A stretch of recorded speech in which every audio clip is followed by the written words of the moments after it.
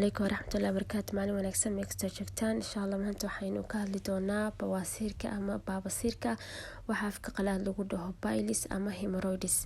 Haddaba baabasiirka waa xaalad ay soo bararayaan xiidada ku yaala malawadka qaybtiisa hoose ama se dabada afka qalaadna lagu dhaho lower part of the rectum.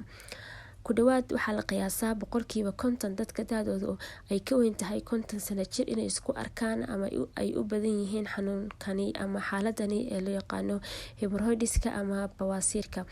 walow sanadahan dambe bawaasiirka ama baabasiirka uu noqday xaalad qofka uu isku arki karo da kasta uu jiro hadduu weyn yahay iyo hadduu yar yahayba, oo ay noqotay xaalad dadka dhan ay ka wada siman yihiin caruur iyo cirolaba. baabasiirku wuxuu ka mid yahay xanuunada qofka u keeni kara inuu ka dhiigo malawadka ama dabada. haddaba maxaa keeni karaa bawaasiirka ama baabasiirka? ilaa hadda lama oga sababta dhabta ah ee xanuunkani markaasi keeni karta, balse waxaa jira waxyaabo fududeyn kara inuu baabasiir kugu dhaco ama baabasiirka aad la kulantid. waxaana ka mid ah haddii uu cadaadiska ku bato mareegtada ama malawadka, haddii uu ku bato cadaadis zaa'idana uu markaasi yeesho, waxaa markaas iyadana saameyn ku yeelanaysaa xagga qulqulka dabada iyo weliba xididada markaasi ku geedaaman malawadka inay noqdaan kuwa bararsan.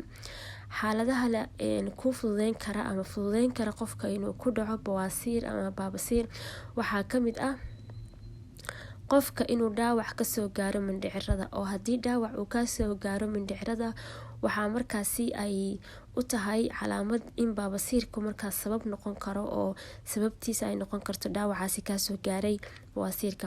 sidoo kale haddii uu jiro qoyskaaga qof horey u qabay ama qoyskaaga kale haddii uu jiro waxa loo yaqaano family history of hemorrhoids, haddii qoyskaaga qof ama dad qabay baabasiirka kale horey u qabay, adna waxaa dhici karta 50% in uu markaasi kugu dhaco. sidoo kale haddii aad leedahay calool istaag fara badan oo in badan calooshaadu ay istaagsan tahay oo calooshaada aysan soconeyn, iyadana waa calaamad ku tusin karta in uu baabasiirka kugu dhici karo ama uu ku asiibi karo. sidoo kale fadhiga badan gaar ahaan xilliga xaajada musqusha in aad iska fadhidid in ka badan 15 daqiiqo adigoo markaasi xaajadaada gutay. maxaad ku aqoonsan kartaa haddaba calaamadaha uu leeyahay bawaasiirka ama baabasiirka? waxaa lagu saleeyaa baabasiirka inuu markaasi u kala qaybsamo 2 nooc. labadaas noocna ay kala yihiin mid loo yaqaano internal hemorrhoid iyo weliba external hemorrhoid. internal hemorrhoid waa nooc baabasiirka gudaha ku yaala.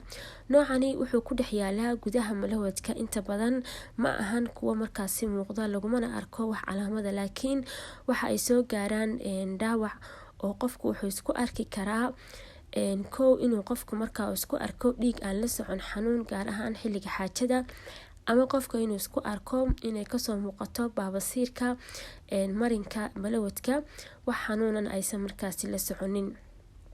qaybta labaad ee loo qeybay baabasiirka iyadana waa qayb la dhaho external hemorrhoid, oo qofka in baabasiirkiisa uu yahay mid ku yaala banaanka. noocani badanaa qofku wuxuu isku arkaa cuncun daran, xanuun badan iyo weliba barar iyo dhiig, iyo qofka oo markaasi dhib ku noqota fadhiga. sidaa darteed baabasiirka labada nooc bay ay noqon karaan. qofka inuu gudaha baabasiirka hayo inuu yahay mid gudaha ku jira iyo inuu yahay mid banaanka ku jira. haddii uu yahay mid banaanka yaala waa nooca markaas dadka ay u badan yihiin, oo dadka badana ay baabasiirka qaba ay ka cabanayaan baabasiirka dibadda yaala ama waxa loo yaqaan external hemorrhoidska, oo ah baabasiirka inuu dibadda yaalo. qofkana badanaa wuxuu isku arki karaa cuncun daran oo zaa'id ah, xanuun fara badan uu dareemayo xagga malawadka, barar xagga malawadka ah, dhiig markaasi la socda saxarada marmar, iyo weliba qofka inay dhib ku noqoto xagga fadhiga. haddii uu yahay nooca internal hemorrhoidska ama baabasiirka gudaha ku jira, qofka waxaa laga yaabaa inuu isku arko dhiig aan la soconin, xanuun gaar ahaan xilliga xaajada, iyo weliba baabasiirka markaas inuu ay kasoo muuqato marinka malawadka iyadoo markaasi wax xanuuna aan la socon. marmarna waxaa dhici karta dadka qaar inay isku arkaan xanuun. sidoo kale yaa u nuglaan kara xanuunkani ama xaaladani baabasiirka yaa u nuglaan kara? markasta oo qofka da-diisa ay sii weynaanayso way u nuglaan karaa xanuunka inuu ku dhaco, sababtoo ah qofka waxaa hoosu dhac ku imaanaya ama daciifaya unugyadiisa jirka, gaar ahaan unugyada difaaca jirka, iyo weliba sidoo kale xididada malawadka iyo sidoo kale hoosu dhacaya, sababtoo ah qofka marka dambeysa marka da-diisa ay sii weynaanayso jirkiisa unugyadiisa oo dhan way sii jilcayaan oo hoosu dhacaya ku imaanaya. walow baabasiirku sanadahan dambe uu yahay xaalad qofka da kasta uu jiro oo markaasi la kulmi karo, oo marka qaarkood waxaa arkaysaa ilmo aada u da-yar, qof 15 sano jira, qof 20 sano jira, qof 25 sano jira oo markaasi baabasiir ka cabanaya, oo wuxuu noqday xaalad dadku ay ka wada saman yihiin da kasta oo qofka markaasi u jiro. sidoo kale xanuunkani waxa u nugal hooyada uurka leh, sababtoo ah hooyada uurka leh xilliga uurka caloosheedu way istaagsan tahay, calool istaagana waxaa ka dhalanaya baabasiir ama bawaasiir. sidoo kale dadka buuran ama cayilan iyagana sidoo kale waxaa lagu saleeyaa inay u nugul yihiin bawaasiirka ama baabasiirka. sidoo kale dadka sida joogtada ah culeyska u qaada ama waxyaabaha culculus qaada iyadana waxaa la sheegaa inay u nugul yihiin baabasiirka. saddexdaas qolo ayaa baabasiirka ama xanuunkani u nugul, waa hooyada uurka leh. uurkana qofka dumarka markay uurka leedahayna badanaa waxay isku aragtaa constipation ama calool istaag badan. qofkana markay calooshiisu istaagsan tahay wuxuu khatar ugu jiraa inuu markaas la kulmo bawaasiir ama baabasiir. sidoo kale dadka iyagana cayilan ama buuran oo miisaankoodu uu tan dabiiciga ka weyn yahay. haddaba maxaa lagu daweyn karaa xanuunkani xaaladani baabasiirka inta badan wax daawa uma baahna, iskiis ayuu isaga bogsadaa. kaliya qofka waxaa loo baahan yahay waxyaabaha ku kicin karaa baabasiirka inuu markaasi iska yareeyo. sida qofka dadka qaar waxaa jira markii calooshoodu adag tahay ama saxaradoodu adag tahay baabasiirka uu kusoo kaco. kow inaa markasta saxaradaada aad jilcisid oo saxaradaada ay jilicsanaato si marinka saxarada ay u fududaato, waayo markastoo marinka saxaradu ay adag tahay oo marinka oo saxarada soo marayso dhaawac iyo dhaqnasho badan ayaa keenaya markaasi qofka inuu xanuunka baabasiirka kusoo kaco. taasna waxay sababi kartaa haddii markaas saxaradii ay adkaato in qofkii xanuunkii uu sii weheliyo inuu qofkii dhiig uu ka yimaado. haddii aad tahay hooyo uur leh kana cabanaysaa calool istaag fara badan amaba isku aragtayba baabasiir, fadlan la tasho dhakhtarkaaga si uu markaasi kuu siiyo daawada kugu habboon xilliga aad markaasi ku jirtid. daaweynta guriga qofka markuu baabasiirka qabo badanaa 90% baabasiirku wax daawaa badanaa uma baahna oo qofka iskiis ayuu isaga bogsan karaa. guriga markii la joogo waxaa jira qaab lagu magacaabo city spas oo ah qofka inuu ku fadhiisto biyo diiran ilaa 15 daqiiqo, kadibna uu markaasi xanuunkii cuncunkii badnaa uu dareemayay way ka kala yaraato. sidoo kale qubeyskaasi ama biyahaasi diiran aan dhehe qofku isku uuminayo waxay ka caawinaysaa qofkii in ay isku ururto waxaweye xididadii soo dabcay ama xididadii cadaadiska uu ku jiray inay isku ururto, meeshii xanuunka cuncunka uu ka dareemayaan inay markaasi ka baabi'iso oo ay u noqoto xanuun baabiye camal oo kale. sidoo kale waxaad iska ilaalinaysaa xilligaas aad biyaha diiran aad ku fadhiisanaysid inaad biyahaasi wax saabuuna aad ama ooma aad u dhaweysid. sidoo kale waxaa jira kareemyo iyo waxyaabo la dhaho saboostooyin oo loo isticmaalo oo la gashto markaasi dabada, laakiin waxaa loo baahan yahay intaadan isticmaalin ka hor inaad u tagtid dhakhtarkaaga si uu markaasi u fiiriyo baabasiirka nooca aad qabtid, xaaladda aad maraysid, inaad dhiig leedahay in kale, inta sano uu kusoo hayay baabasiirka, xaalad aad ku sugan tahay markaasi haddaad qof waayeela tahay, haddaa qof yar tahay, haddaa qof uur la tahay, haddaa qof caylan tahay. mar walba dawada markaad qaadanaysid waxaa habboon inaad dhakhtarka u tagtid si uu markaasi kuugu xadido daawada kugu habboon xaaladda aad markaasi ku sugan tahay. haddaba maxaa dhici kara haddii aanan la daaweynin baabasiirka oo laisku fiirsado.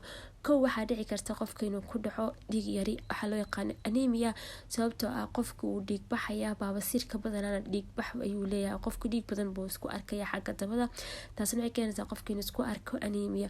midda labaad, xinjirow dhiiga ah oo gudaha baabasiirka gudaha ah ee loo yaqaano internal hemorrhoidska, inuu haddii qofka uu leeyahay baabasiirka gudaha ah uu dhiig baxna leeyahay inuu dhiiggiisa markaas xinjiroobo.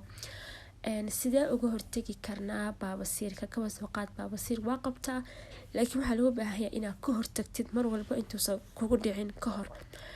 qaabka ugu wanaagsan ee baabasiirka looga hortagi karo waa in aad saxaradaada jilcisid. cilada ugu weyn oo qofka u keeni kartaba inuu baabasiir ku dhaco waa saxaradiisoo adkaataba.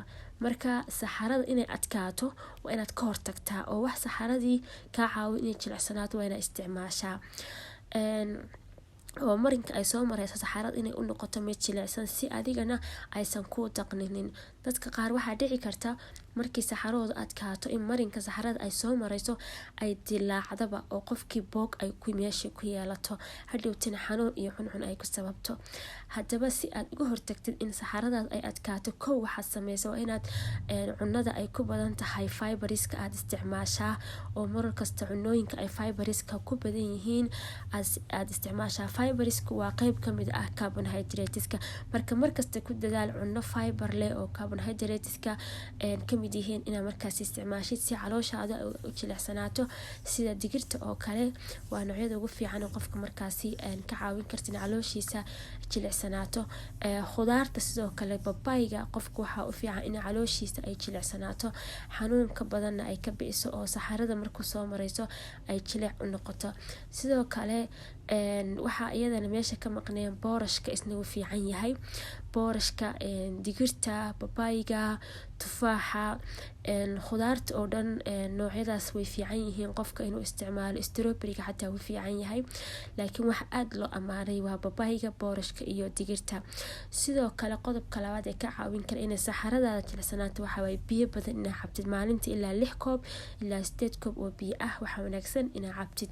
sidoo kale jimicsigu gaar ahaan wuxuu daawo u yahayba jirka oo dhan qofka inuu jimicsado, laakiin markii laga hadlayo xaaladani baabasiirka, jimicsiga faa'iidada uu leeyahay waxaa waaye qofka inuu ka yareeyo calool istaaga iyo cadaadiska xididada inay markaasi ka yaraadaan, isla markaasna jirkiisa uu noqdo mid markaasi isku dheelitiran.